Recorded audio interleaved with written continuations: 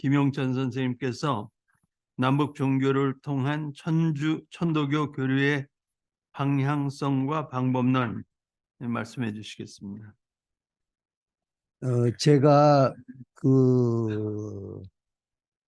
살아오는 과정에서 가장 힘들었던 부분은 이 상황이었습니다. 교단의 입장에서도 교단의 상황이 바람직한 곳으로 못 갔고, 또 우리 사회도 어떤 의미에서는 좀 기울어져 가는 그런 상황 속에서 천도교가 과연 어떻게 나아갈 길을 찾을 수 있겠는가. 개인적인 판단에 의해서 제가 선택한 것이긴 하지만은, 제가 58년 대학에 입학할 때에 여기 학생회의 가담에 있었습니다. 그런데 그때 교단에서 경전을 만들어야 되겠다. 그래서 제가 국어국문과였었기 때문에, 또 그 전에 제가 교단 책을 좀 읽었기 때문에 좀 참여하고 싶어서 원로분들한테 말씀을 드렸더니 그분들이 추천을 해줘 가지고 경전을 만드는데 참여를 했습니다.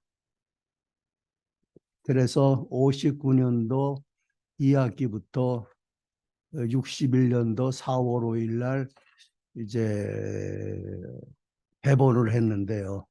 완결이 돼 가지고 해방 이후에 뿐만 아니라 천도교가 경전이라고 하는 걸 가졌을 것만을 생각한다고 하면 최초의 세 분 스승님의 법서를 한 곳에 담은 경전을 했습니다.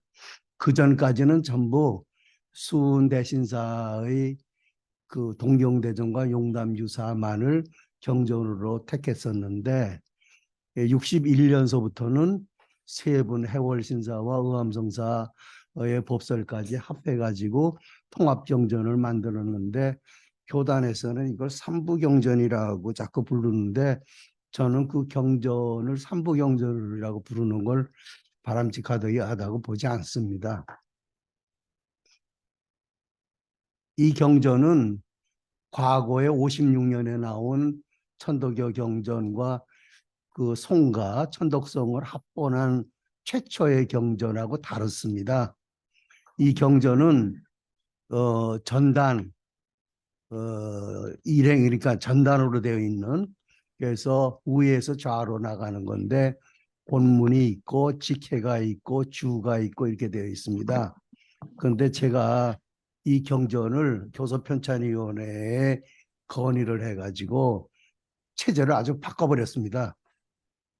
3분의 1을 원문을 하고 하단에 직해인데 조금 의욕을 달아야 되었습니다. 왜 그런가 하면 원문하고 직해 부분이 글자 수가 맞지 않아 가지고 좀 첨삭을 해야 될 그럴 그 상황이 많이 생겨서 교섭편찬위원회에서 직해가 나오면 지가 그것을 맞추도록 이렇게 현대어, 지금 보고도 현대어는 아니지만 그 당시에는 현대어라고 해서 그렇게 했습니다.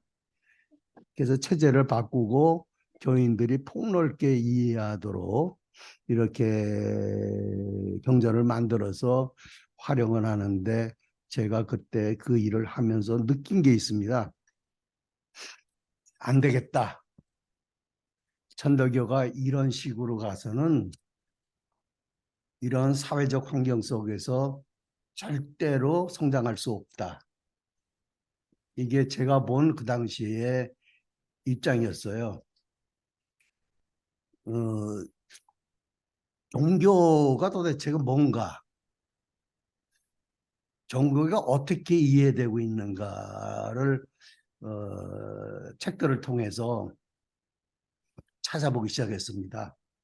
근데 종교는 기독교적인 것이고 서구적인 것입니다. 동양적인 것이 아니었어요. 더더구나 천도교적인 것도 아니에요. 네. 서구적인 그 정의로서 종교를 얘기를 한다고 하면은 천도교회는 그거는 사회단체가 됩니다. 천도교는 분명히 종교인데 사회단체로 오해되어서 혹평을 받을 이유는 없는 것입니다. 그래서 제가 종교 정의가 어떻게 변하고 있는가를 좀 찾아봤습니다. 19세기 정엽에 이제 니체라는 분이 탄생해가지고 1900년에 돌아가시게 되는데요. 그분이 자라투스트라는 이렇게 말했다고 하는 책 속에서 신이 사라졌다라고 하는 의미의 말을 합니다. 그래서 신이 사라진 자리에 그와 같은 능력을 가진 사람이 필요한데 그것을 위버맨세라고 해가지고 초인이라고 말을 합니다. 근데 미국 쪽에서는 이걸 슈퍼맨이라고 번역하는데 아닙니다.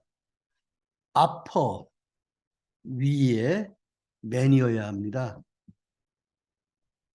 그러니까 신과 같은 존재의 인간, 운명에 반항하는. 그래서 케이사라고 하는 로마 시대의 장군을 비유해서 설명을 하고 있었는데 그때부터 종교라고 하는 것이 변형을 하기 시작합니다. 종교가 기독교적이고 서구적인 것으로서 해석하는 것은 옳지 않다는 것을 깔아놓고 설명을 하게 됩니다. 일반적으로 종교를 빌다 보면 종교의 3요소라고 하는 게 있는데 이 종교의 3요소는 신앙자가 있어야 되고요. 그 다음에 신앙자가 소망을 빌 초월적이거나 초자연적인 절대자가 있어야 됩니다. 이 소망을 해결해 줄 수 있는 소망에는요 두 가지가 있어요. 인간에게는요. 기복하고요. 개인 구령이라고 하는 게 있습니다. 이거를 절대자가 해결을 해야 주는데 해결해 주는 것이 은총이에요. 은총에는 두 가지가 있습니다. 생명의 은총, 생명을 주시는 것. 그 다음에는 기복과 생명 바람이죠. 뭔가 하면은 그래서 은총에는 두 종류가 있어요. 생명을 주시는 은총하고 소망을 받아들여서 바람을 해결해 주는 은총이요. 근데 그것이 어떤 관계를 맺는가 하면은 절대자와 신앙자 사이의 경전이라고 하는 것으로서 연결이 됩니다. 경전 안에 그게 있게 돼요. 경전 안의 말씀에 따라서 신앙자는 거기에서 소망을 하게 됩니다. 그런데 이런 구조는 절대자가 천상의 세계에 있어야 돼요. 그리고 인간은 천하의 세계인 지상 세계에 있어야 되기 때문에 세계가 다릅니다. 그런데 천도교는 동학은요 시천주라고 얘기를 합니다. 내 마음속에 하늘님을 모신 존재예요. 그러면은 분리되어 있던 천상에 있던 초자연적이든 초월적이든 절대자가 내 몸 안에 들어와 있는 거예요. 그렇게 되면 두 세계는 붕괴가 되고 그리고 하나의 세계로 되는데 이것이 시천주 사상이고 시천주의 세계예요. 이것이 발전이 돼서 사인여천이 되고 의암에 와서 인내천이 됩니다. 사람이 곧 하늘님이다. 또는 하늘님이자 사람이다. 이렇게 됩니다. 그러니까 하늘님이 될 사람들은 그 사람의 마음 속에 본성 속에 신성이 내재되어 있어야 돼요. 그러니까 절대자가 내재되어 있어야 된다고요. 그 두 가지예요. 내재되어 있는 상태로 태어났느냐, 태어나고 보니까 인간 속에 그런 신성이 내재되어 있으니까 그것을 바로 지키고, 그것이 뭔가 하면은 수신이거든요. 그러한 수도를 통해서 지켜야 되는 것이냐. 그러면 다른 말로 말하면 이것은 본성이에요. 인간의 본성을 어떻게 지키느냐. 그러니까 하늘님과 같은 본성으로 지켜야 된다. 막 그렇게 해석하는 것이 옳을 겁니다. 그런데 이러한 종교 체계가 바뀌었잖아요. 두 개의 세계가 하나의 세계로 됐거든요. 이것이 성리학에서 말했던 이기이원론에서 이기이론론으로 되는 거거든요. 천도교는 이기이론론인데 이걸 이기를 통틀어서, 그러니까 음양이 미분되기 이전 무국의 세계를 지기라고 표현을 합니다. 그래서 이것을 지기이론론이라고 얘기를 하고 있어요. 다른 쪽으로 여태까지 들어보지 못한 천도교를 이제 설명을 하겠습니다. 기존 모든 기록에서는 이런 얘기가 없어요. 천도교에요, 강령과 목적과 윤리와 수행 도덕이 있다고 하는 것은 모르십니다. 강령이라고 하는 것은 정당이나 사회단체가 설립하거나 창립할 때 그 정당이나 사회단체의 정체성을 드러내는 것이고 기본 노선을 말하는 거예요. 근데 종교가 이걸 가지고 있어요. 윤리를 가지고 있고 수행 도덕을 가지고 있습니다. 이런 종교는 인류 사상 전무후무한 종교이고, 이런 형태의 종교는 다시는 이 인류사에 등장 못합니다. 왜 그런가 하면은 거기에 나온 것들이 그것을 뛰어넘을 수가 없어요. 정지가 인대천입니다. 강령이 성신, 쌍전, 교정, 일치로 되어 있습니다.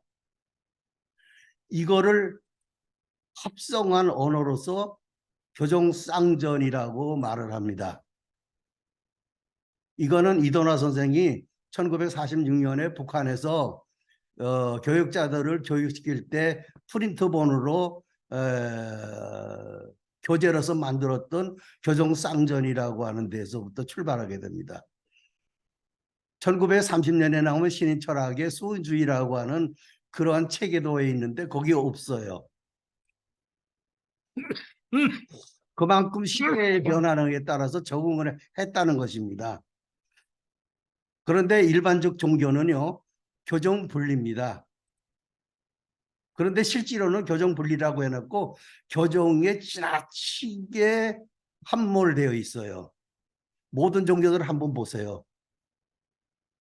그 나라 정치에요, 심각하게 영향을 주고요. 그 나라 정치의 집단에게요, 심한 영향력을 발휘하게 하고 있어요. 우스꽝스러운 걸 보면요, 대통령이 당선됐는데 종교 7대 종단의 그 수장들한테 가서 인사를 합니다. 나 대통령이 됐습니다 하고. 이게 무슨 종교예요?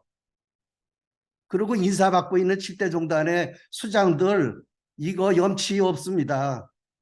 우리 종교국가 아니잖아요. 헌법에 국교가 없는 나라인데, 순서대로 하자면은 7대 종단의 수장들이 대통령이 당선된 분을 찾아가서 인사를 하면서 나라를 잘 지켜주시고 우리 종단들을 좀 보살펴 달라고 그래야 되는 거 아닙니까? 근데 이런 악행이 벌어지는 이유는요, 각 종단이 지나치게 국가에 대해서 압력을 가하기 때문에 그렇습니다. 어떤 압력인가 하면은요, 표로서 압력을 가해요. 신도자 수가 많을수록 압력이 심합니다.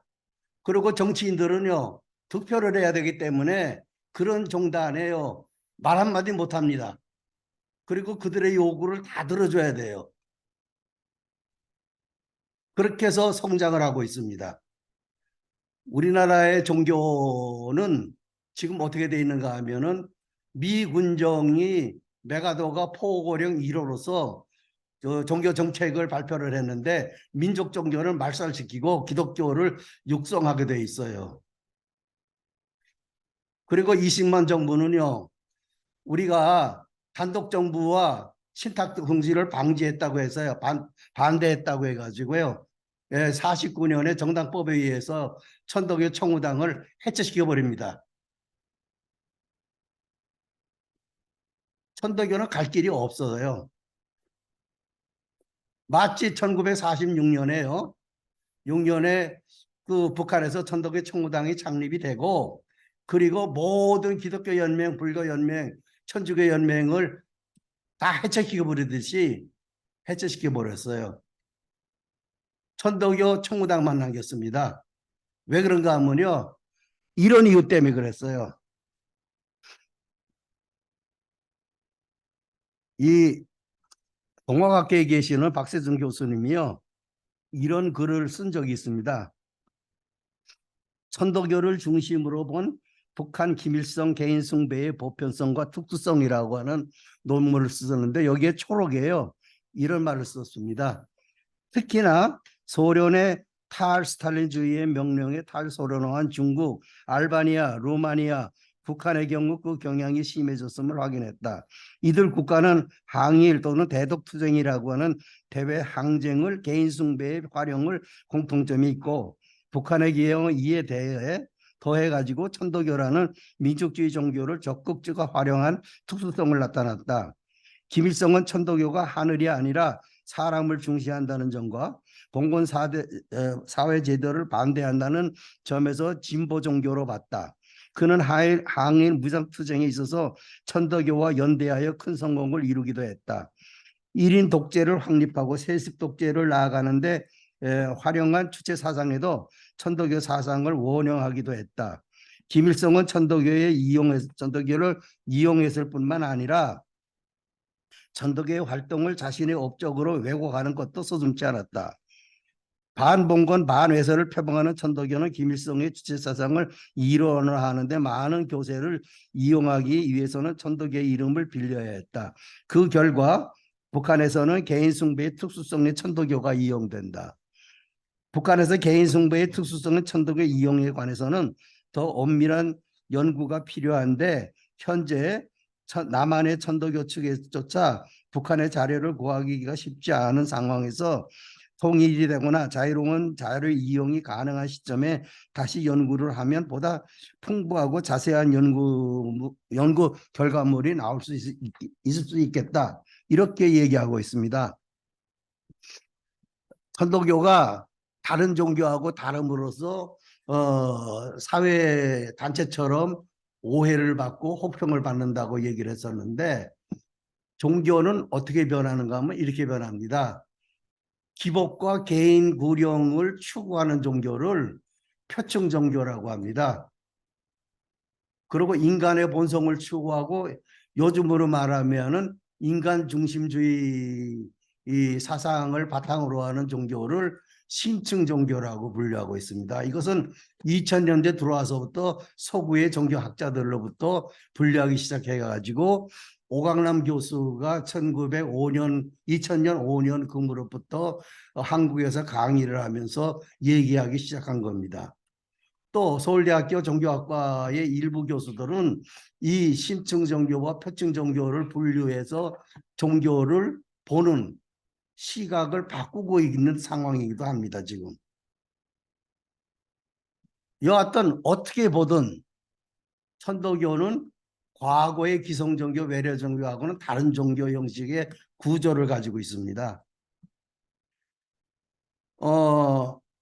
목적이 뭔가 하면요, 보국안민, 포독천하, 광제창생, 지상천국 건설로 되어 있어요. 보국안민, 포독천하, 이 세상이잖아요. 광제창생, 전 인류를 구원해가지고 지상천국을 건설하자는 거예요. 천상의 세계를 만들자는 게 아닙니다. 그러면 이런 강령과 목적을 가지고 있는 종교가 앞으로 나올 수 있을까요? 의함은 그 후에 천도교가 동학을 천도교로 선포한 1905년 11월 1일 이후에 교역자 강습에서 이런 말을 했습니다. 천도교는 여태까지 보지 못한 새로운 종교다. 그리고 우리 민족만의 종교가 아니라 세계 종교다. 또 폐쇄적인 종교가 아니라 개방 종교다. 이렇게 말을 했습니다. 이런 종교가 앞으로 나올 수 있을까요? 없죠. 왜 그러냐면 모든 종교는요, 폐쇄성과 그 다음에 독자성이 있어요. 다른 종교 인정 안 하려고 합니다. 요즘에 한국에 7대 종교 협의회가 있어가지고 종교인 간의 교류는 하지만 그것은 지도자분들이 하는 얘기고 중견 교역자 이하로 가면 그건 목혀들지 않는 말이에요. 그것은 아마도 우리가 걸은 역사 때문에 그렇다고 봅니다. 기미독립운동 때 모든 종교가 합심을 해서 독립운동을 했다고 하는 우리들만의 지정학적인 특성 때문에 우리는 지도자끼리는 배척을 하지 않아요. 그래서 그 나름대로 서로 상대방 종교를 이해하고 공부하고 또 서로 협력을 하고 이런 것이 한국종교인협회입니다. 물론 천도교도 거기 들어가 있죠. 그런데 이러한 종교가 북한에는 없습니다.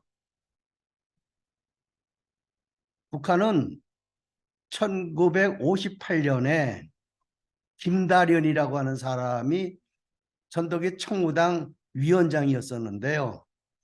미국과 내통했다고 해서 간첩부로 몰아서 처형을 시켰습니다. 이 김다련이라는 인물은 어떤 인물인가 하면은요. 1930년대에 모스크바에서 코민테르이라고 하는 공산주의를 이렇게 가지고 있는 유럽의 국가들이 모여서 회의를 한 그러한 회의였습니다. 그것을 그 코민테른에 참석했던 공산당원이 한국에 와가지고 조선 일제시대에 와가지고 30년대째 보고대회를 할 때 참석했던 인물이에요. 김다련이는 함경북도 고원군 천도교 지방당부요. 천도교 종무원이에요. 거기에 책임자였습니다. 그리고 공산당에 관여를 했기 때문에 김일성과 만나는 기회가 생겼어요. 그래서 그를 1946년에 천도교 청우당을 창립하면서 그를 당위원장으로 했습니다. 그러는데 그냥 지나가는 말이긴 하지만은요. 김일성이 대남 6.25 동란을 일으킬 때 스탈린한테 한 얘기 중에 이런 얘기가 있었다고 합니다. 남로당과 천도교는 굳이 명단에 들어가 있지는 않았었는데요.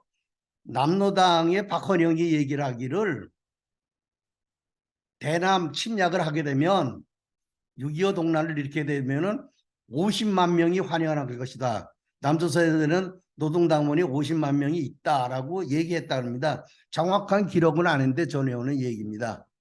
그런데 실제로 김일성이 6.25 동란을 일으키고 보니까 인민들 중에 북한을 찬양해서 나와서 환영했던 인구가 10,000명도 안 됐어요.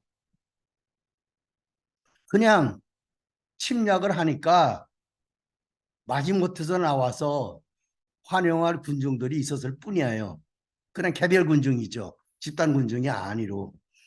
그리고 실패를 하자 6.25 동란에 실패를 해서 휴전협정을 맺고 북한 정부를 정비를 해야 되는데 책임을 누구한테 물어야 되잖아요. 이 잘못된 것을. 그래서 책임을 묻기 위해서 모든 북한의 종교를 해체시켜 버립니다. 신앙의 자유를 뺏어버려요. 그런데 북한의 정체를 정립을 하려고 하니까 뭔가 하나 남아있어야 된단 말이에요. 그래서 조선민주주의 인민공화국이란 말은 복수정당이어야 되거든요. 근데 노동당만 가지고는 복수정당이 안 되잖아요. 그러니까 천덕여 청우당을 끌어들였습니다. 원래 천덕여 청우당은요, 정치정당이 아니에요. 전위단체입니다.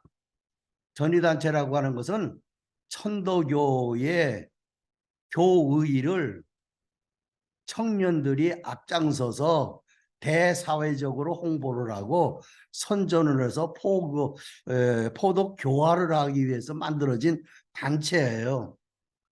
이 단체는 1919년 9월 달에요. 천도교 청년 교리 연구부라고 하는 또는 강연부라고도 합니다. 이 구성으로부터 시작이 돼요. 왜 이 구성을 했는가 하면요. 3.1 운동으로 인해서 33인이 옥고를 치르게 되고 그것뿐만 아니라 천도교는 그 자금을 대고 선동을 했기 때문에 교단의 중견 교역자 이상이 종로경찰서에 거의 매일 불려다니며 조사를 받았게 돼서 종무행정을 할 수가 없었어요. 그래서 9월 2일에 청장년을 중심으로 해가지고 김기전이라고 하는 분이 앞장서 가지고 천도교 청년 교리 강연부를 만듭니다. 조금 전에 말씀드렸듯 이분들의 역할은 뭔가 하면은 지금 선배들이 옥고를 치르고 있기 때문에 포독교화가 되지 않으니까 이거를 대신해서 앞장서서 하자고 하는 것이 전위단체로서의 목표였어요. 이게 하다 보니까 여러 가지 어려움이 생겨서 그래서 이거를 바꿨습니다. 1920년 4월 달에 천덕여 청년회로 바꿨습니다. 그리고 천덕여 청년회를 하다 보니까 이 청년회에서 이런 인원이 늘어나자 이거 가지고는 안 되겠다 해가지고 이것을 크게 할 수 있는 것을 만들어야 되게 돼서 발전적인 해체를 하고 1923년에 천도교 청년당을 만듭니다. 이것이 1939년 4월 달에 일본에 강제 해체시키는 때까지 16년간 해왔습니다. 그런데 왜 천도교 청우당이라고 말을 하느냐? 이것은 청년당이지 청우당 아닙니다. 왜 청우당이 나왔는가 하면은 1931년에 1922년에 무교주제로 인한 갈등과 분기가 생겨가지고 신구파 1차 분열이 생깁니다. 1925년입니다. 그랬는데 그렇게 신구파가 가대로 운영을 하다 보니까 이게 교단에 이렇게 그 합치된 운동을 할 수가 없게 되자 지도부에서 합동을 하자. 그래서 1931년에 1차 합동을 합니다. 그랬는데 합동을 하고 1년을 지나는 가운데 또 의견이 안 맞는 거예요.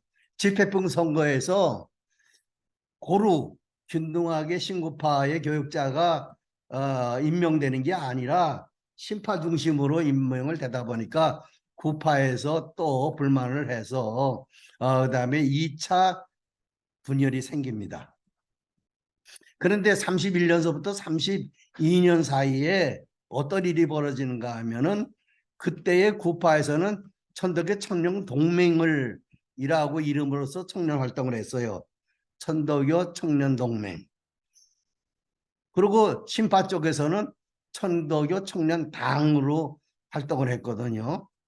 이렇게 두 개로 할 수 없다 해가지고 합쳤을 때 이름이 천덕여 청우당이었습니다. 청년 청우당이었습니다.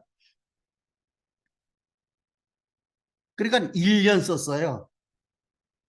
그리고 32년에 2차 분규가 생기자 역시 옛날로 돌아가 가지고 신파는 천덕여 청년당, 구파는 천덕여 청년동맹 이렇게 계속 활동을 하다가 1939년 4월에 일제가 조선 반도에서 3.1운동과 같은 또 다른 그런 분란이 일어나면은 대동아 공영권이라고 하는 일본의 그 대륙 진출이라고 하는 그러한 자기들의 계획에 문제가 발생할 수 있을 것 같다고 해가지고 천도교 천도교 청년동맹을 해체시켜 버렸습니다.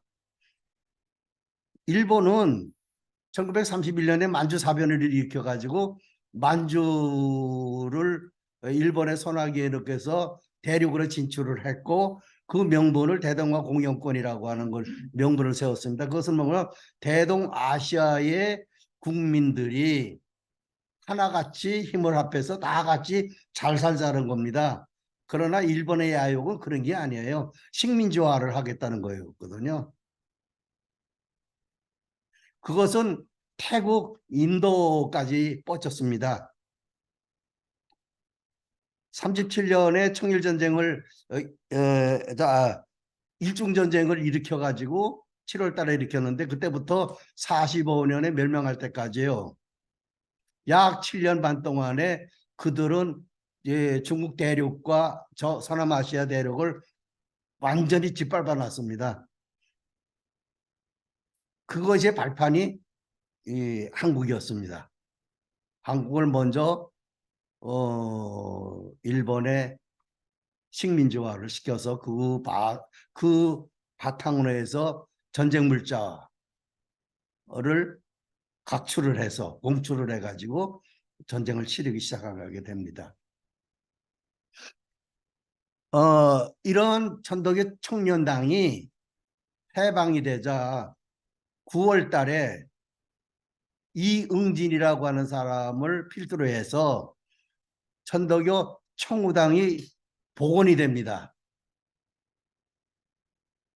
북한은 1946년에 김다련에 의해 가지고 천도교 청우당이 창설이 됩니다. 그러니까 약간 한 6개월 정도 차이가 나요. 그런데 아까 말씀드렸던 대로 천도교 청우당이 사회단체로 등록되어 있었어요. 왜 그런가 하면은 미군정의 종교정책하고 이승만 정부의 종교정책 때문에 종교로서 등록할 수가 없었어요. 그 당시 학계에서 연구된 바에 의하게 되면 사회단체 수가 약 600여 개가 된다고 합니다. 그런데 이것을 정리를 해야 되는데 정리되는 불미를 하기 위해서 미 군정은 모스크바 삼상회의를 열어서 거기에서 한국의 입장을 이제 내놓는데 거기에 자료로서 쓰겠다고 해가지고 해당 사회단체에게 그 강령과 그다음에 설립 목적을 제출하라고 해가지고 46년도에 공고를 합니다. 그래서 천도교도 할 수 없이 46년에 남북 천도교인들이 그때 왕래할 수 있을 때예요. 여러 원로들이 모여가지고 천도교의 입장을 밝히는 천도교 정치 이념이라고 하는 자료를 만들어서 제출을 하고 1947년에 양장판으로 이것을 출간을 합니다. 초기에게는 소책자로서 만들었어요. 이것에 의해서 천도교가 어떠한 정치 체제와 경제 체제, 사회 문화 체제를 가지느냐 하는 것을 밝혔습니다. 처음으로. 그 후에 당론이 나오고 그 다음에 천도교 청년당 이론이라고 하는 책자가 나옵니다. 이도나에 의해서요. 그렇지만 그것은 북한에서 만든 거였기 때문에 여기 남한 쪽에서는 널리 배포되지 못하고 지금은 중앙도서관에 비치되어 있을 뿐입니다. 소장되어 있을 뿐이에요. 책자로는 나왔어요. 학자들이 연구를 해가지고 단행본으로 나와 있긴 합니다. 지금은요. 그래서 1958년에 김다련이라고 하는 사람이 미국과 접촉을 해서 간첩 행위를 했다고 해서 간첩 사건으로 처형을 당하자 그 다음에 59년에 지방당부가 폐쇄됩니다. 그 다음에 60년에 도당부가 폐쇄되고 중앙당부만 남게 됩니다. 이렇게 돼서 그때부터 오늘날까지 지금 천도교 총무당은 복수정당이라고 하는 한 역할, 기둥을 맡으면서 우당이라고 합니다. 동무의 당, 노동당의 동무의 당이라고 하는 의미를 가진 우당으로서의 천도교 청년 그 총무당이 북조선 천도교 총무당이 지금 생존하고 있습니다. 50년도 이후에는요, 모든 종교가 신앙의 자유를 뺏었기 때문에 북한에서는 종교는 없습니다. 그러다 70년대에 들었으면서 남북한의 교류와 협상이라고 하는 그러한 새로운 카드가 등장하게 되자 여기에 대응할 수 있는 종교 집단들이 생깁니다. 기독교 연맹, 불교 연맹, 천주교 연맹, 그 다음에 천도교 연맹이요.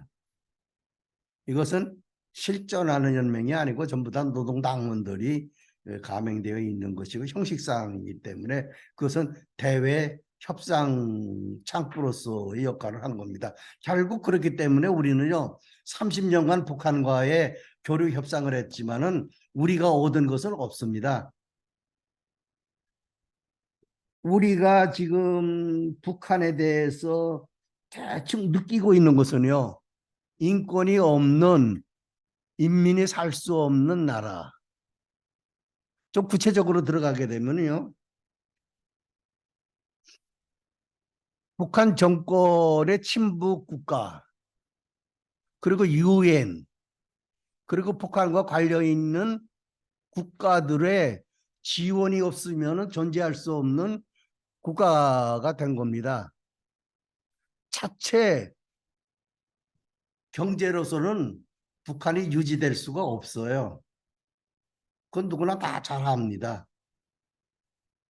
만약에 친북 국가, 구체적으로 말하면 중국과 러시아, 이란, 말레이시아도 포함이 되는데요. 이런 국가의 지원을 안 받으면 북한은 경제가 수립이 될 수가 없어요.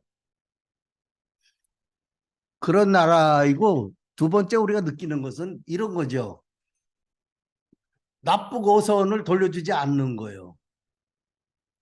그러니까 필요하다고 하면 전 세계에서 납치해서요, 살해하고 그들을 대남 공작원으로서 교육기관의 인물로서 쓰는 거. 그 다음에 그들은 무력 통일을 하기 위해서 대한민국의 국민을 살상하겠다고 해서 핵 개발을 하는 거. 이거는 지금도 우리가 여러 번 말하고 있잖아요. 그 다음에 달러를 위패를 만든 거. 마약을 제조해서 판매하는 거. 그리고 해킹을 통해서 가상화폐를 편취하는 거. 이거 그냥 수시로 뉴스에 나오는 거고 우리가 북한을 그냥 맞대서 느끼는 그 북한이에요. 그러고는 그냥 협상의 대상 이러고 있어요. 근데 북한은요 협상이 될 수 없는 게 있습니다. 첫째, 북한은 출신 성분 제도라는 게 있어요. 우리는 김일성 정권을 3대 세습제라고 말하지만요. 북한 정권은 3대 세습이 김일성 가족의 세습만 있는 게 아니에요. 북한은 인민도 세습입니다. 아버지가 노동자면 자식 대대로 노동자고 농민이면 자식 대대로 농민이고 직업이 바뀔 수가 없어요. 그렇기 때문에 할아버지, 할머니, 아버지, 엄마, 나, 내 자손도 똑같이 세습되는 거예요. 뭘로? 사회관계망으로. 그래서 북한은 이렇게 돼 있어요. 여러 가지로 북한을 정리를 합니다. 그런데 제가 가지고 있는 가장 핵심적인 것은 이런 거예요. 북한은 핵심 계층이 있어요. 이것은 북한을 유지하고 북한 정권을 가장 튼튼하게 보호하는 계층이에요. 핵심 계층이 있고 그 다음에 동료 계층이 있어요. 이걸 기본 군중이라고 말하는데요. 대체로 거의 50% 정도가 기본 계층으로 있다고 하지만 실제로는요. 한 20, 30%밖에 안 될 거라고 봐요. 그 다음에 있는 게 적대 계층이거든요. 적대 계층은 여러 가지로 분류가 돼요. 쉽게 얘기하면 북한 정권에 협조를 안 하거나 북한 정권을 비난하거나 몰락을 시키려고 하는 그러한 집단을 말하고 있어요. 이런 3대 계층을 기본으로 해가지고 사회의 상황에 따라 대남 전술에 따라서 약 50개에서 60개 정도로 하위를 분류를 합니다. 그런데 이 3대 계층은요. 계층 간에 이동할 수가 없어요. 고정불변입니다. 이정하는 경우는 딱 두 가지가 있어요. 노록영웅이나 인민영웅이라고 하는 호칭을 받아서 하위 계층에서 핵심 계층으로 올라가는요. 그러니까 북한 정권을 대외나 대내적으로 크게 발전하고 설전할 수 있는 그런 인물들일 때에는 이동이 돼요. 다음 하나는 혁명 사업에 적발이 돼가지고요. 혁명화 사업을 받으러 가는 사람이 있습니다. 그것은 대충 핵심 계층에서 가는데요. 핵심 계층에서 혁명화 사업 가가지고서는 두 부류가 생겨요. 복귀하는 계층이 있습니다. 혁명화 사업을 뭐 5년, 10년 이렇게 했다가 다시 핵심 계층으로 들어가는 게 있고요. 영원히 적대 계층으로 몰려가지고 핵심 계층에서 벗어나는 사람들이 있습니다. 그래서 북한은 이 3대 계층이 고정불변이고 영원히 계속되고 세습되기 때문에 그들은 대한민국과 협상을 할 수가 없어요. 협상은 핵심 계층 중에서 가장 북한 정권의 핵심 지도자급들에 의해서 만들어진 국가 구조에서만 있어요. 근데 그들이 원하는 대로 하는 거예요.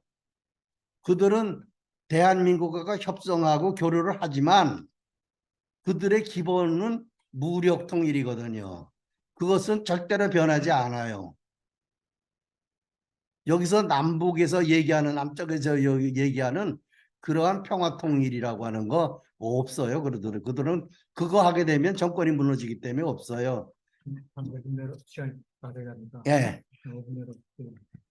그래서 이러한 것들을 제가 자세히 이렇게 유인물로 만들었는데 마지막으로 제가 우리가 이제 북한하고 협정을 하려고 하면 과연 우리가 어떤 것이 되어야 되겠는가 하는 것을 우리가 준비를 해야 되는데 준비할 게 없습니다.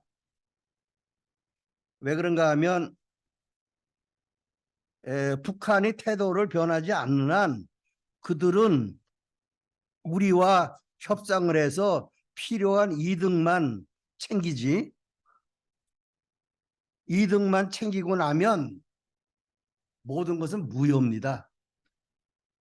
그들은 우리와 맺은 그 협정이라든가 모든 것을 단 한 번도 지켜본 적이 없어요.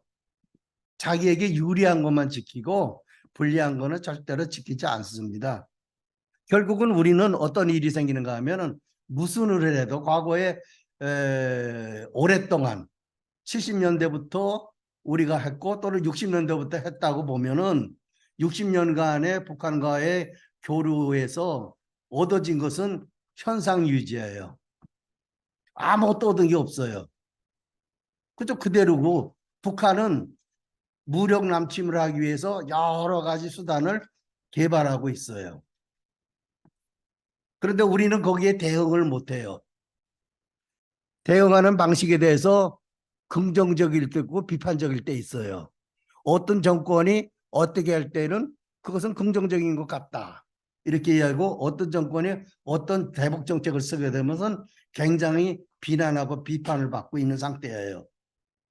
다 좋은 것은 아니에요. 긍정이든 비판이든 우리가 할 수 있는 건 없어요. 저는 그렇게 봅니다. 북한이 일국 이체제를 수용한다고 하면 혹시 모를까? 또 독일처럼 통일이요? 그거는 꿈 같은 얘기예요. 독일과 동독과 서독은 전혀 달라요, 우리하고는요. 왜냐면 왕래가 있었거든요. 근데 우리는 왕래 없어요. 또 왕래를 하게 되면 북한 정권은 바로 무너지게 돼 있어요. 그러니까 북한은 그런 거 허용하지 않아요. 가끔 남북 통일을 얘기할 때 동서독의 통일을 어떤 하나의 표본으로 삼자 그러는데 그것은 환상에 지나지 않아요. 왜냐하면 전혀 다르거든요. 왜? 동서독은 전쟁을 치르지 않았어요. 6.25 동란과 같은 전쟁 치르지 않았다고요. 근데 우리는 전쟁을 치렀어요. 그렇기 때문에 양쪽에 손상이 있어요. 상흔이 많고. 그런 세대가 다 지나간 다음에 어떤 문제가 새로이 나올는지는 모르지만 저는 어렵다고 봅니다. 천도교의 현주소는 매우 비극적이에요. 왜 그런가 하면은 천도교는 이승만 정부와 미 군정으로부터 배척을 받았기 때문에 종교로서 클 수가 없었고 천도교는 어, 해방 전국에서 우리 신도수가 80%가 북한에 있었어요. 약 300만 명이요. 1950년에 일사후퇴 때 북조선 종무원에 있던 법도부장 문재경 씨라는 분이 수첩에다가 적어 놓은 것입니다. 각 평안 도별이요. 북한의 도별 신도가 연월성을 납부한 신도자 수를 도별로 통계를 낸 거를 가져갔는데 그때 그게 282만 명입니다. 근데 청무당원은 55만 명이에요. 그 당시 노동당원은 1950년도에 70만 명이었거든요.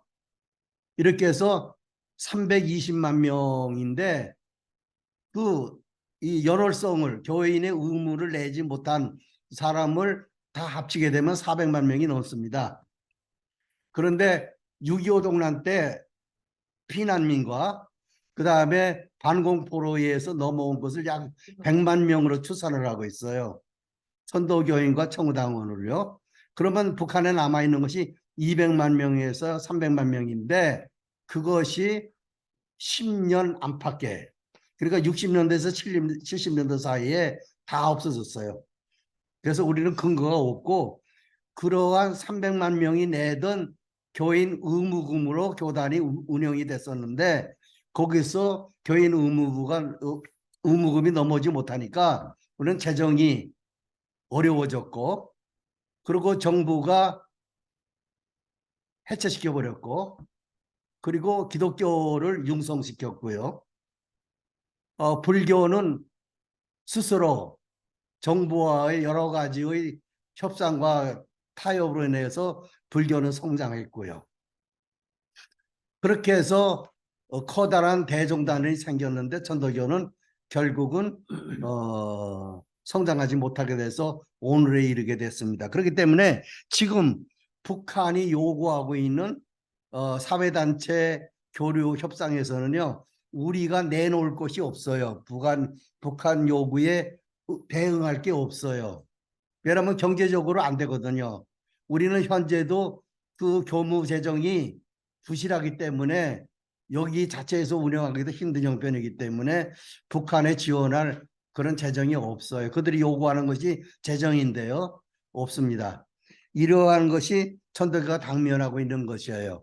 이러한 것이 우리가 해결이 된다면은 그때 다시 한번 북한과의 정당한 방법으로 아마 교류와 그러한 협상하는 방향성과 방법이 제출되지 않을까 저는 그렇게 생각하고 있습니다. 저는 이제 노정선이고요. 연세대학교의 명예 교수로 있고 평화교회의 목사로 있습니다. 페이스북으로 그 방송하는 그런 교회입니다. 북조선 전체는 종교 공동체다. 그렇게 제목을 정했고요. 1번 세계 종교 사전에 의하면 주체 사상은 세계 11위에 해당하는 종교 조직으로 봅니다. 2천만 명 이상의 교인이 있다고 보고 있고요. 두 번째, 북에는 종교의 자유가 있으며 동시에 종교를 반대할 자유도 있다. 세 번째, 이슬람 종교 국가에서 비이슬람 종교를 제한하며 포교를 할 수 없도록 하며 억압하고 처벌한다. 조선민주주의 인민공화국은 국가 통제하에서 국가를 적극적으로 지지하고 순응하는 종교와 종교활동은 허락한다. 청우당, 천도교, 조선그리스도교도연맹, 천주교도연맹, 불교도연맹, 단군교 등등의 조선기독교 도 연맹으로 시작한 개신교는 강량욱 목사의 주도로 활동하면서 세계적인 개신교 모임 즉 World Council of Churches, 그다음에 World Communion of Reformed Churches 등과 깊게 활동하고 있다. 에큐메니컬 포럼 코리아, 이것은 이제 대북 인도 지원하는 조직인데요. 약 15개의 단체가 가입이 되어 있다.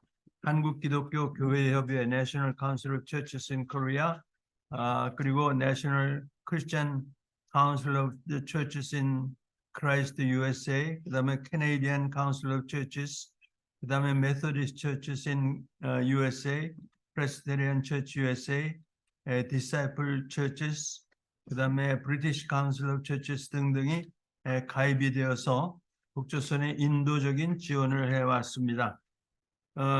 제네바 일본의 도산소, 홍콩, 미국 Church Center for UN 뉴욕시티, 평양 등등에서 보통 2박 3일로 모여서 합의문을 발표했습니다. 최근 그리스도교도 연맹은 전혀 통신이 되고 있지 않고 식량 지원 등도 보기 받지 않고 있습니다. 북조선의 정권의 구조는 대체로 개신교 중 장로교 구조를 닮아 있고 10계명에 해당하는 10대 강령이 있습니다.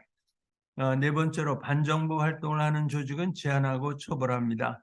다섯째, 필자는 저는 평양 칠골교회 봉수교회 여러 차례 참석하였고 발표도 하였고 해외에서 수십 번 함께 활동하였고 밤나무 묘목, 잣, 복숭아 묘목 등을 심는 일을 했고요. 봉수교회에 도마도 농장을 만들어줬는데 20만 달러짜리 온실을 주었습니다. 그다음에 평양 통일교회에 사과밭 등을 조성하였고 평안북도 삭주군에 5만 주의 사과 복숭아 과수원을 조성하였고 개풍군 리만리에 3만 주의 잣나무밭 등의 인도적 지원 활동을 했습니다.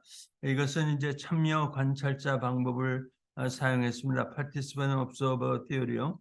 그다음에 오늘 발표하신 분 중에 북의 종교의 토론에서 북의 언어를 그대로 사용하는 것이 좋을 것 같았습니다. 예를 들면 노동당이 아니라 노동당입니다. 북한의 이라는 용어는 흡수 통일적인 용어로 받아들여져서 북이 거부하고 있고 조선 혹은 공화국의 용어를 북은 사용합니다.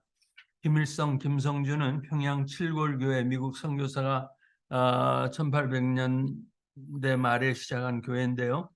거기에 교인이었고 칠골교회는 바로 이제 김일성 생가 그 동네에 있습니다. 김일성의 어머니 강반석도 교인이고 집사였습니다. 강량욱 목사는 가까운 친척이었습니다. 최근에는 강명철 목사 손자입니다. 인민최고위원회 상임위원이 조선그리스도교도연맹 중앙위원회 위원장입니다.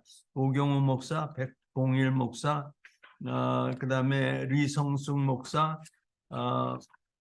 등등의 목회자가 이제 전도사, 목사 합쳐서 약 30명이 있고 가정 예배 초소는 약 500개이며 1만 명 정도의 교인이 있다고 주장합니다. 이것을 14,000명으로 늘리는 만사운동이라고 하는 것을 하고 있습니다.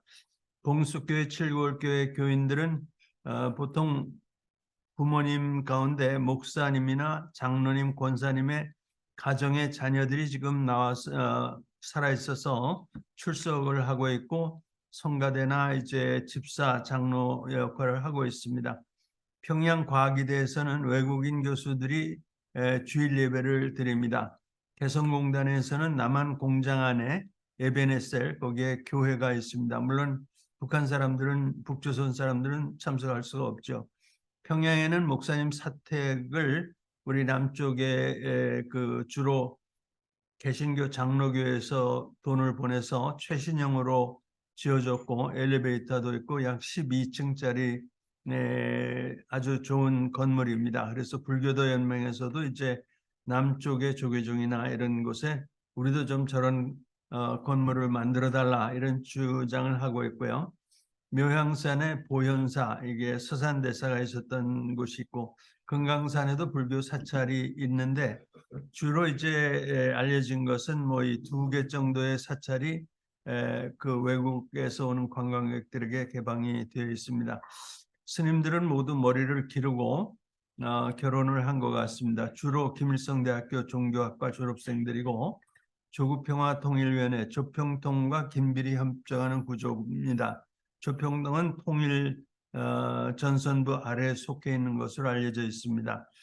홍동근 목사는 전에 영락교회 부목사고 또 로스앤젤레스의 선한 사마리아인 교회 담임을 했는데 김일성에게 교회를 다시 시작하자고 제안했고 봉수교회 칠골교회가 1988년부터 시작이 되고 봉수교회는 예수교 장로회 통합의 남성교회에서 약 4만 불을 들여서 증축하였고 평양 신학원이 있고 약 13명의 학생들이 있습니다. 현재는 6년제로 목회 학석사, 이제 미국식으로 말하면 Master of Divinity죠.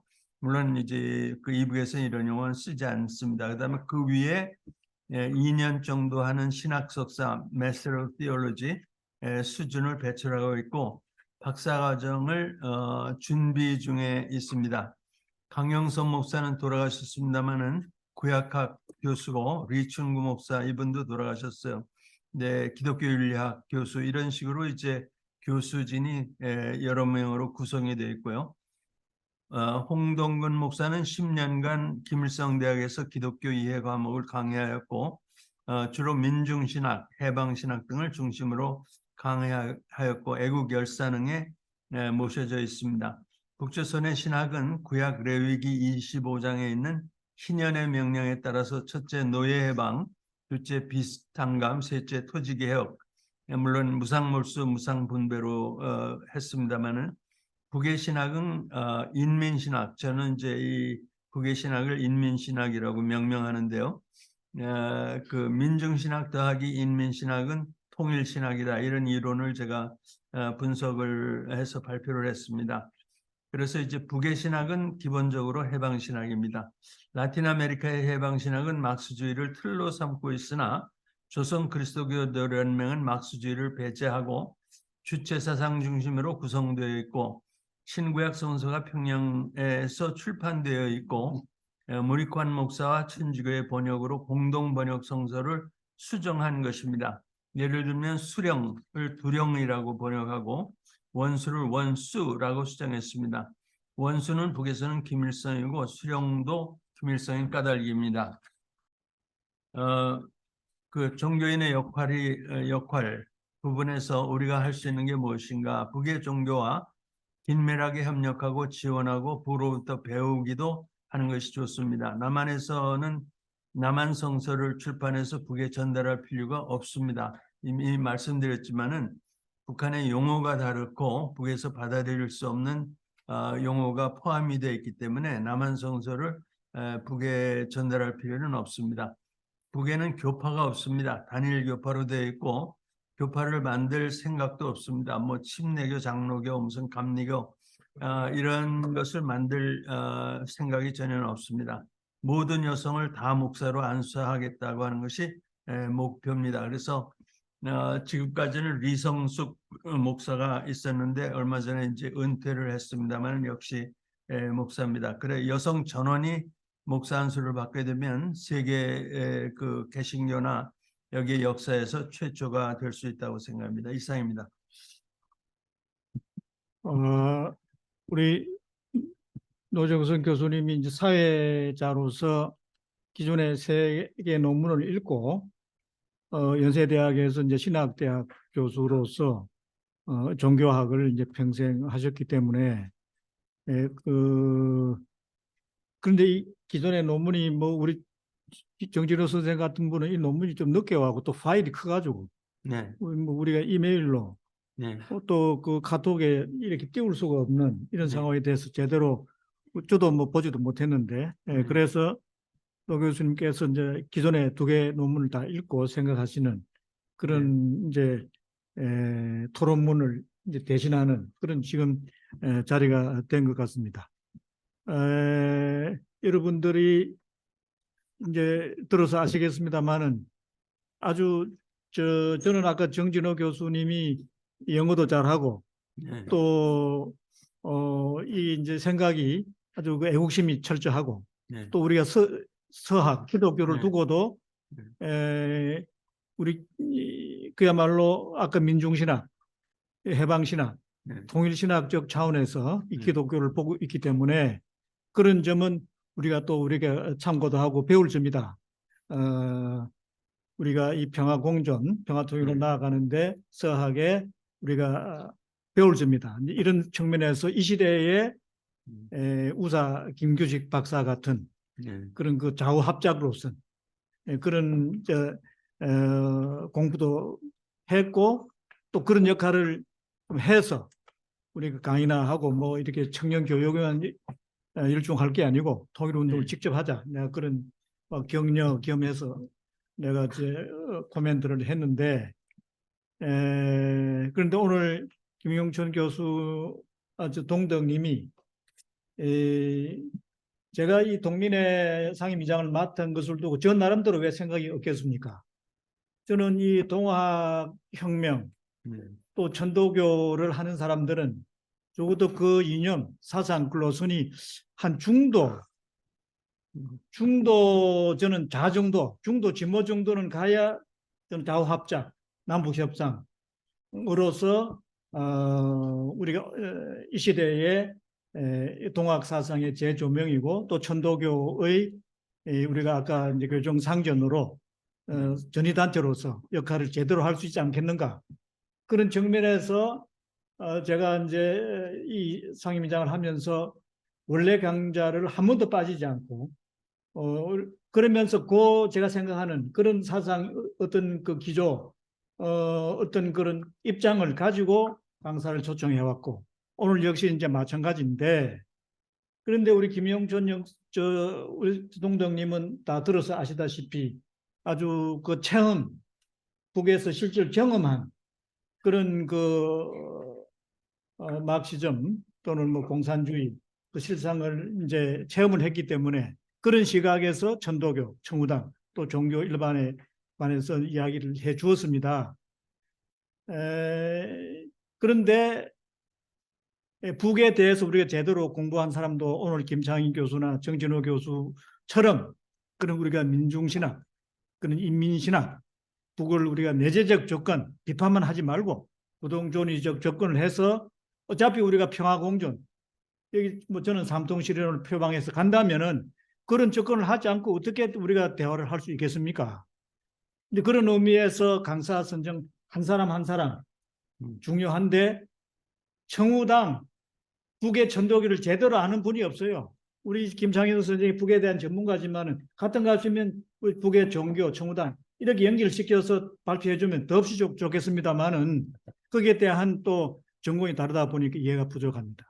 그래서 우리 김용천 선생님은 제가 평소에 존경하지만은 그러나 제가 생각했던 동민회의 그 뭐 기존의 어떤 뭐 로선이라고 할 입장과는 좀 거리가 있어서 좀 망설였지만은 그러나 이만큼 북의 천도교를 청구당을 세상을 이야기해 줄 분이 없어요.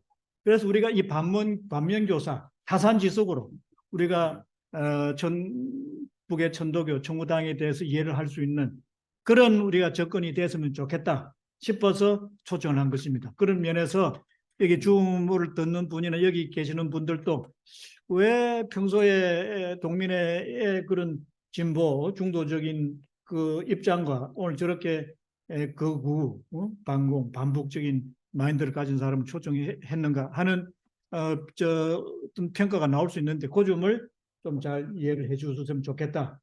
양지해 주셨으면 좋겠다 이런 생각을 하고요. 자, 그런 면에서 우리 천도교 청구당 그 이제 해방 전후사 이직을 잘 이렇게 조명해 주셨는데 북의 우리 실정을 우리 지금까지 자료를 생산의 팩트에 입각해서 연구를 하고 계신 우리 김창현 박사님 볼 때 질문할 그 부분이 많다고 생각합니다. 한 두세 가지 정도로 해서 질문을 좀 해주세요. 아니 지금 뭐 이렇게 질문할 사항을 따로 만들지는 않겠고요. 근데 천도교 청구당이 이게 종교적 색채도 색채지만 이제 북에서는 말할 때 그 우당이라고 보통 표현하죠. 저는 우당. 근데 그 우당으로 시작했던 그 역사는 지금도 면면이 이어져 내려오고 있는 것은 분명한 거 아닌가요? 예, 그런데 이제 우당으로서 그 개인 숭배, 김일성 개인 숭배를 하기 위해서 천도교를 이용을 했는데 그러니까 이제 잠깐만 제가 이제 그에게 묻는 이유는 이제 선생님의 그 이제 북의 종교에 대해서 바라보는 이제 관점이 거기는 이미 종교는 없다. 네. 종교는 없고 이미 대외적으로 이제 전시용일 뿐이지 실질적으로 종교는 사라져 있다라고 하는 것을 전제로 지금 말씀을 하고 계시고 그리고 이제 그런 의미에서 천주교 청구당도 우당으로 존재하고 있으나 그 또한 마찬가지로 북에서 유일당만 있는 것이 아니라 당이 더 존재하고 있다라는 것을 보여주는 일종의 데코레이션에 가까운 것이다. 이제 이런 관점이시잖아요. 네. 이제 그렇게 되면은 뭐 사실은 저랑 이렇게 크게 논의하기가 좀 이제 만만치가 않은 거죠. 왜냐하면 이제 북의 종교라든지 예전 북의 종교는 어떤 형태가 존재하고 있고 그러니까 종교의 자유 있고 종교를 반대할 자유도 있는 곳이다라고 이제 물론 어렸을 때부터 종교에 대해서 뭐 주세상을 공부하고 또 유물론적 공부를 하니까 종교에 대한 필요성을 크게 못 느끼는 세대들이 자꾸 자라나면서 종교가 갈수록 쇠퇴된 건 사실이지만 굳이 종교를 이렇게 예전에는 왜 종교 아편이다 그래가지고 악마화하고 했던 개념을 북에서는 현재는 존재하지 않는다라고 이제 북을 다녀보고 또 북에서의 이 가정에서 하는 예배 또 이 봉수교 예배를 쭉 보면서 이걸 그냥 굳이 이렇게 데코레이션으로만 만들어 놓은 건 아니겠구나라는 생각을 좀 많이 가진 바가 있어요. 그래서 토론하기보다는 이게 이제 기본적인 북에 대한 관점과 시각이 너무 이제 좀 다른게 되어 있으니까 그냥 그렇게 서로 의견을 얘기하는 수준을 멈춰야 되겠다라는 생각이 듭니다. 제가 김 박사님한테 토론을 좀 하자고 하는 것은 네. 지금 종교 관계는 청구당까지 우리 네. 노정순 교수님이 일종의 김영천 교수님이 보는 종교관, 청구당을 보는 그런 시각을 저는 답을 했다고 봅니다. 그런 측면을 그거는 그렇게 일단 정리를 하고 제가 이제 김정준 선생님 오늘 발표에 북을 잘 모르기 때문에 북은 인권도 없고 경제력도 없기 때문에 예. 그리고 그런 의미에서 북은 우리가 나는 어떻게 하든지 평화 공존으로 또 삼동 실현을 위해 북쪽하고 이렇게 대화를 소통을 해가야 된다고 생각하는데 대화의 여지가 없다. 왜냐하면 인권도 없고 경제력도 없기 때문에 이런 지금 아까 말씀하셨다만 예, 그 어떻게 생각하세요? 아까 제가 얘기했던 우리나라에서 그 북의 북 필망론, 북 붕괴론이거든요. 이게 그러니까 이제 그런 경우에 분들은 이제 북의 급변 사태를 준비해야 되고 그날은 도적처럼 오리라 해도 갑자기 북이 무너질 수 있기 때문에 도리어 거기에 대한 준비를 해야지 북이 아무런 내적인 동력도 없는 곳에 대화를 하는 자체가 그 빨리 숨 넘어가는 곳에 숨을 빨리 넘어가게 하지 않고 도리어 저 수혈하는 느낌을 갖게 한다라는 관점까지도 연결이 되거든요. 근데 이제 그 점에 있어서는 이 기본 관점이 좀 다른 거죠. 달라도 많이 다른 거죠. 제가 보는 관점에서는 북은 그렇게 내적 동력이 없고 붕괴되지 않는다라고 더 이상 앞으로 발전 모멘텀도 없고 그리고 또 지원 없이는 하루도 버티기 힘들 것이다 이렇게 보는 관점은 저는 좀 아니라고 보는 것이죠. 왜 그런가 하면 그 이전에 이제 고난의 행군 시절에 그야말로 이 사회주의가 다 무너지고 난 다음에 대외 무역도 안 되고 에너지난에다 식량난에다가 엄청난 자연재해까지 겹쳐가지고 막 아사자가 등장할 정도로 엄청나게 무너졌던 그 시기에도 이제 북은 그걸 이제 뚫고 나왔다는 거죠. 뚫고 나왔고 지금은 그때와 비교하면 비교할 수 없을 만큼 이제 나은 조건으로 앞서 온 거죠. 물론 잘 사는 곳은 아닌데 워낙 옛날부터 민족 자립 경제 노선, 자력 경쟁 노선을 걸어왔기 때문에 이렇게 자체적으로 걸어갔습니다. 저는 항상 그래요. 북은 산무국가다, 산무. 핵무기가 다른 외국군이 없고 외국군과 공동 훈련하지 않고 다른 나라의 해구산이 없다. 우리 세계 다 있어요. 그래서 이게 한마디로 얘기하면 지금 북중로가 합친다 하지만 북중로가 공동 훈련할 것이다. 전 절대 그렇게 안 봅니다. 외국 군대가 중국이나 러시아가 동해안에 북의 원산 근처에 가서 훈련한다? 있을 수가 없어요. 북은 어떤 우호적인 국가라 할지라도 자기네 영토에 들어와서 하는 공동훈련을 동의하지 않거든요. 그러니까 그만큼 이제 자체적으로 일어서겠다고 하는 관점이 분명한 곳이라서 경제적으로 어려움을 겪을지라도 현재 내적 동력을 가지고 좀 경제를 회복해 가고 있는 실정이다 이렇게 바라봅니다. 그래서 그 점을 갖고 이제 굳이 토론을 안 하려고 하는 이유가 있습니다. 왜냐하면 이 북을 바라보는 기본 베이스가 달라요. 그래서 이게 이제 공통점이 있으면 그것부터 북이 어떤 게 잘한 거고 못한 거고 이제 이 토론이 되는데 기본적으로 북은 망가졌고 무너질 것이고 무너져야만 된다라는 관점과 잘 발전하고 있고 성장할 것이면 무너져서는 안 되고 함께 가야 될 공동체다라고 하는 관점은 상당히 좀 소통하기가 쉽지 않은 측면이 있습니다.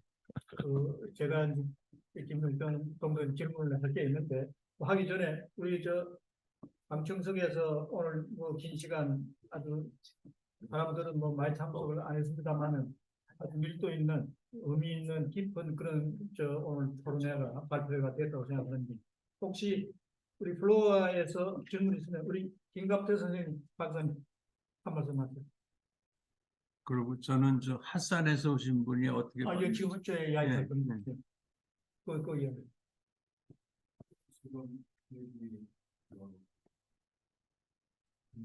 좀 마이크 갖다 주세요. 네? 마이크. 지금 김창현 관장님이시 것 말씀하시는 하고 앞에 종류에 대해서 분명 관점이 다르기 때문에 물론 오늘 우리가 영상을 이렇게 분명 그게 문제가 아니라 북한 자체는 지금 이제 현 정부나 우리 일반 보수층들이 보는 상황은 그렇게 해서 뭐 진보가 이상하게 본다 이것이 아니라 제가 80년대 70년대 보고 세미나 가고 이렇게 봤습니다. 그다음에 저는 북한의 주체 사회에 대해서 글을 쓸 때 그때 그 80년대만도 중국이 글을 가지고 가지 못하겠는데 나중에 보면 그 북한의 주체 사정에 대하여 하는 그쪽에 북한 본청이 쓴 글들이 다 보면 사실은 아무것도 아니라 그걸 뭐 그렇게까지 막 억압하고 할 이유가 없는 거거든요. 그게 지금 아까 말씀하신 대로 두 분이 워낙 다른 관점이 있거든요. 더 이상 더 깊이 이야기드리는 거는 조금 이상한 것 같은 그런 생각이 사실 듭니다. 그리고 어차피 지금 북은 같이 가야 될 거냐 아니면 북을 망가뜨려야 되는 그런 관점에서 본다고 하면 그냥 발제자보다는 그 토론자의 그 선생님의 말씀을 참석해서 그렇게 저는 보는 그런 경향이 우리 김갑태 박사님은 부산대학 정치외교과를 나왔습니다. 정치외교에 관심 많기 때문에 저 질문을 하시라고 했고, 그 다음에 하산에서 오신 우리 박순복 교수님 오늘 또 강의 듣고 소감 한 말씀. 신문화에서 방송에서 이런 물건에서 많은 거 배웠어요. 결국 박사님 하시는 방송을 이제 설명해 갔으면 좋겠어요. 자, 또 계속 또 하시는 말씀이 많은데 원래 간부가시니까 이제 뒷부리장에 가서 이제 우리 노정수 교수님 여러 가지 궁금한 점이 많다고 하시는 토론이시고, 그리고 전도교의 이해준 아주 그 원로 우리 전도교인 동정님이 나오셨는데 대표로 나오셨는데 한 말씀 해주세요. 저는 18선 밑에서 살다가 6.25 때 눈 떠보니까 인민군이 우리 정리소 앞마당에 꽉 찼었어요. 그래서 인민군하고 같이 살다 싶었는데요. 참, 뭐 인간적으로 그 사람들을 나쁘게 보지는 나쁘게 보이진 않더라고요. 다 부모님, 내가 6살 때인데요. 부모님 어디로 가셨냐? 피난 갔어요. 그때 어디로 갔냐? 남쪽으로 갔어요. 그런데 총을 등에다 대고 물어보는 거예요, 저한테. 어디로 갔냐? 이렇게 남쪽으로 피난 갔어요. 했더니 그래 솔직해서 좋다고 나를 살려줘 적이 있어요. 그때가 몇 살? 10살 때. 10살 때. 네. 10살을 죽이고 네, 넘었어요. 12살 때니까 2살 차이. 그래서 그때는 어떤 때는 아버지가 원효에 집에 있어가지고 원효에 계셨고 우리 할머니하고 둘이 있었어요. 할머니 피난 안 가니까 너네 피난하고 와라. 그래서 할머니하고만 있었어요. 근데 대문을 이렇게 잠그면은 새벽에 들어와요. 군인들이. 중국은 민민군도 다. 그 문을 열어주면은 등에다 촥 재고 온 집안을 수색을 가. 그 경우를 겪고 나서 그래도 나를 쏘지 않았다는 게 얼마나 감사한지 모르고, 그리고 퇴각할 때도 온 집안이 사랑치고 마당이고 안치고 다 있는 그 부상동을 꽉 찼을 때도 같이 있었어요. 같이 살았어요. 그런데 그 사람들을 어느 날 떠나면서 우리 집에는 거기 장단에 400년 살았어요. 이성계가 이제 땅을 하사를 해가지고 10만 평을 그냥 그 안에서 살았는데 소작을 안 주시고 그냥 뭘만 짓고 살아라 땅을 나눠줬기 때문에 지주라고 혼나질 않았어요, 아버지가. 그래서 무슨 얘기 그래서 다 피난민들이 부상병들이 오는데도 그 비참한 모습을 다 보면서 살아왔는데 이제 오면서 참 묘하게 잘 살아왔다 생각해야 돼. 중공군들도 통역을 시켜서 사랑채 듣거나 한문책이 사랑채 쫙 있었는데 그거를 보고 할머니보다는 내가 더 오래 살 거니까 저 책을 뭘 잘 보관하더라. 그리고 전쟁이 끝나면 내 다시 찾아오고 막 그런 얘기 들었거든요. 그러면서 근데 성씨가 한산희 씨, 자기도 한산희 씨라고 그러더라고요. 그러면서 전쟁이 끝나면 우리 다시 만나자. 그 얘기를 하면서 울고 가죠. 그런 경험을 하고 나서 전쟁에 대해서 참 내 운명이 참 명이 길다 생각하고 있어요. 우리 예우전 동구님이 시조를 써요. 시조. 아주 한시를 잘 쓰십니다. 그리고 제일 뒤에 임덕 교수님인데 한번 소감 잘 들었습니다. 네. 예. 교수님 뒷부리 가서 제가 노 교수님께도 한번 예, 그래 하시고. 자, 그러면 뭐 사회자로서 마지막 말씀 한 말씀 해주세요. 우리 노태구 박사님이 이런 좋은 모임을 만들어서 감사드리고, 저는 노태우 박사가 영생하시기를 바랍니다. 그런데 저희는 천도교를 지금 우리가 아까 이제 희망이 없다. 이제 저는 바닥을 쳤기 때문에 이제 희망이 이제 보이는 거 아닌가. 그것부터 우리가 노력 여하에 따라서 좀 이렇게 잘 될 수 있지 않나 이런 생각을 가지면서 우리가 여기 이제 정진호 선생님도 있으면 좋은데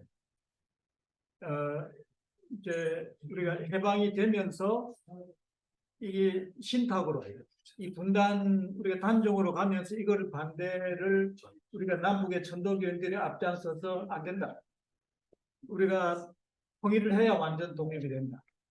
분단은 아까도 내가 인사말을 해서 했습니다만 독일 사람들은 분단된 독일은 나라가 아니다.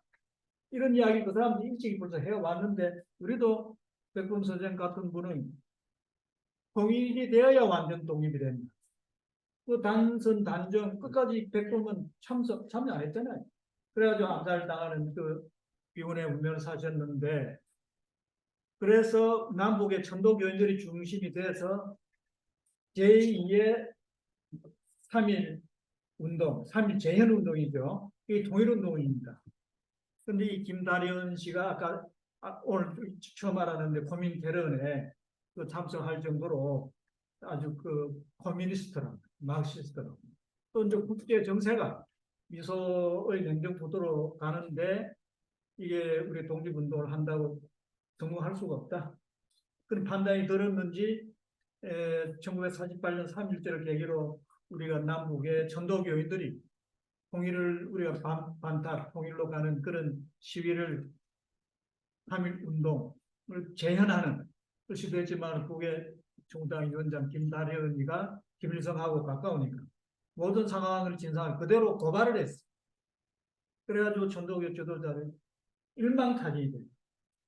그래서 그 수백 명 희생자가 나오고 이제 그리고 일부는 그 내용을 모르니까 뭐 지방에서는 또 3.1 재헌운동도 했다 하더라고. 자, 그거는 그 당시에 국제 정세가 미소가 어차피 뭐 우리 한국뿐만 아니라 전 세계를 동구라빠갔다 러시아, 북한까지 이게 이제 소련의 영향권에 들어가는 것을 두고 또 우리는 또 이제 그런 의미에서 미국의 핵 구상권에 들어간 이 상황에서 우리 최린 선생이 이제 그 3.1 재헌운동을 제대로 했더라면 이암송병희 선생도 독립운동하기 전에는 얼마 동안 친일 행각을 했기 때문에 안심하고 독립운동 준비를 할 수 있었던 것처럼 그런 우리가 최린 선생, 이암 선생을 다시 볼 수 있는 그런 기회가 없었다.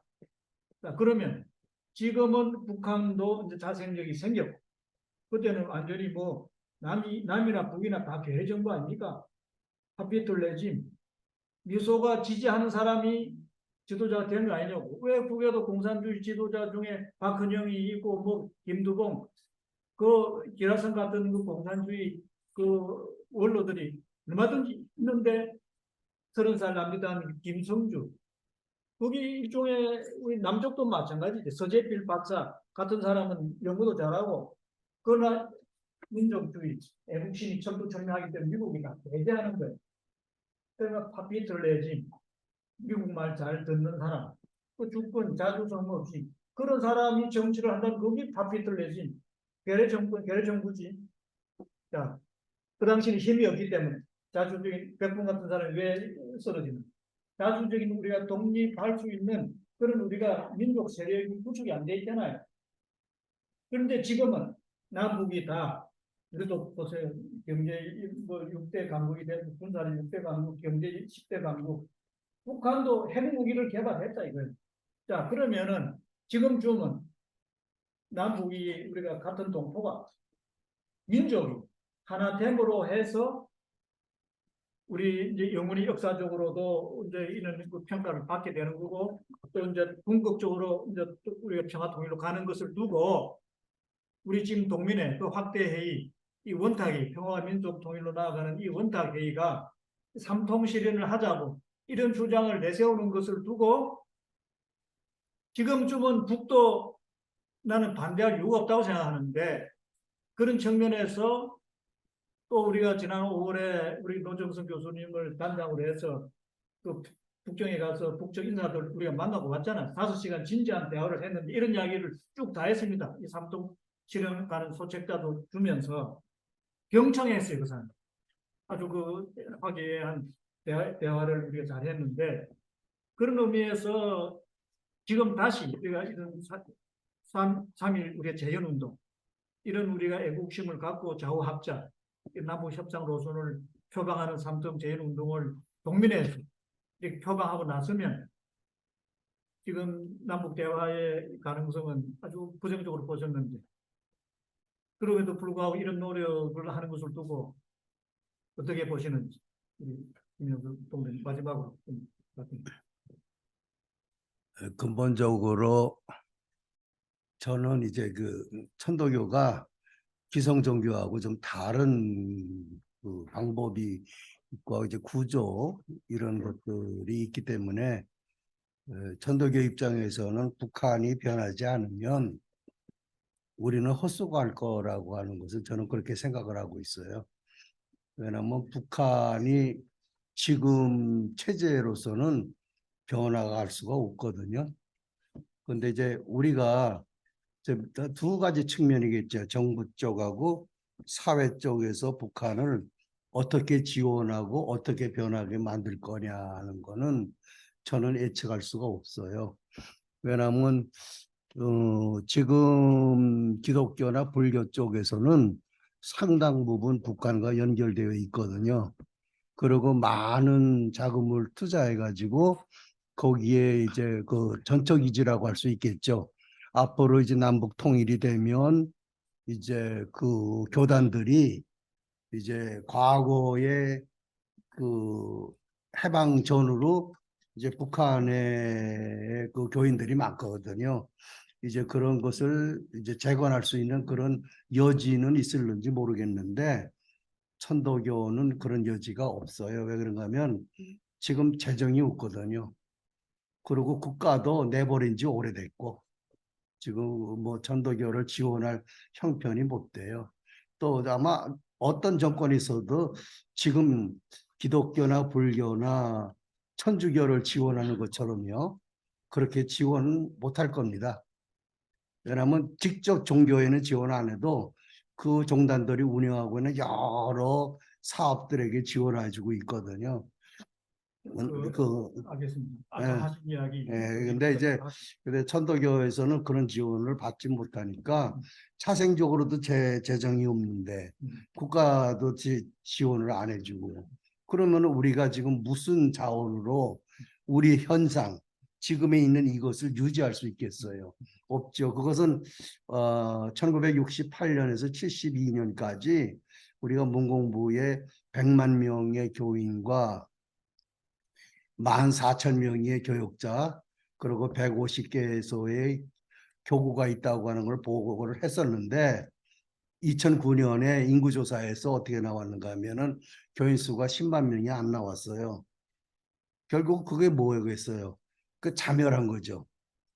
그리고 그것이 그렇게 됐기 때문에 천도교 입장에서는 가망 없다. 저는 그렇게 생각해요. 그 아까 하신 이야기를 역시 이제 반복해 주셔서 이 이야기를 우리는 참고로 해야 됩니다. 이렇게 우리가 냉전의 논리가 깊이 지금 내면화 내재화되어 있기 때문에 이 어떤 딜레마, 이 모순 민족 공조가 되어야 잘 살 수 있는 윈윈할 수 있는 그런 우리가 이 민족이 영생할 수 있는 길이 있음에도 불구하고 현실은 이렇게 냉전으로 이렇게 지금 완전히 이렇게 막혀 있다. 그래서 역사를 이렇게 현실주의로 또는 패시미즘 비관적으로 보는 그래서 학문에도 이제 방법론이 있습니다. 그러나 어려울 수 위기가 기회라는 말도 있다시피 이게 옵티미스트 이게 낙관론 이상적으로 보면서 또 정치를 해석하고 또 실천해가는 또 그런 리더도 있고 학문도 있거든요. 그런 측면에서 저는 좀 이렇게 그 낙관론적 이상주의 측면에서 이야기하는가 모르겠습니다만은 결론적으로 이야기해서 아무튼 우리가 남쪽의 이 자본주의의 장점을 잘 살리고 북쪽에도 공산주의 장점이 있습니다. 그 자본주의의 한계를 두고 공산주의가 나온 거 아니냐. 그 과학 사회주의, 그 이상적 그 공산주의의 장점을 잘 살리면서 이제 그렇게 안 되는 이유가 우리가 이 냉전 논리고 이 민족 문제를 서로 해결해 갈 수 있는 자생적인 이런 애국심을 가진 민족 세력이 준비되지 않았기 때문에 그런 지도자가 없었기 때문에 오늘 이렇게 상황이 70년 동안 분단의 세월을 동포끼리 만나지도 못하고 이게 어떻게 이렇게 인도적으로 있을 수 있는 일이냐. 그래서 이런 것을 동민회가 전 세계에 세계 지성계 또 우리가 정상들을 포함하는 이런 그 정계 언론계에 내가 호소하면서 삼통신 이런 말은 어떻게 해서 해내야 된다. 이렇게 해가면서 우리 국경에서도 그런 이야기 했습니다. 우리는 그 내재적 접근으로 해서 부동촌이 접근해 갈 테니까 뭐 비핵화니 뭐 인권이니 이렇게 이야기하면 여기 또 뭐 미군 철수 문제 이 권위주의 또 우리가 윤 정권 이런 이야기 나오면 이 대화가 되지 않는다. 그래서 우리는 어디까지나 부동촌이 접근해 갈 테니 동민회와 원탁위가 추동하는 삼통실현에 대해서 좀 관심을 가지고 적극적으로 좀 나서서 공산주의도 제대로 한 공산주의 해보고 남쪽도 제대로 자본주의 아주 그 청교도적인 자본주의 쪽과 우리가 이런 공산주의 해서 미국의 미국의 그 캘리포니아 대학인가 그 다이아몬드 교수가 이야기했던 것처럼 남북이 양체 장점을 살리면은 새로운 문명이 한반도에서 우리 조선반도에서 우리 금수강산에서 우리가 이게 뭐 나올 수 있는 또 탄생할 수 있는 그런 그 세계사적인 그 천면 밀레니엄 문명이 한반도에서 남북이 손잡고 서로 이렇게 평화공존 장점을 잘 살려가면은 그런 우리가 전 세계를 리드해 갈 수 있는 그런 문명 사상이 정신 문명이 한반도에서 나온다. 이런 자. 이야기를 했기 때문에 그것을 실천할 수 있도록 우리 동민회가 역할을 하려고 합니다. 여러분 기대를 하시고 뒷부리에 가서 더 하시죠. 예. 지금 4시간 자, 3분 됐습니다. 이거로 오늘 예, 모든 행사는 마무리하는 걸로. 네네. 네, 아유, 고맙습니다. 예, 수고하셨습니다. 감사합니다.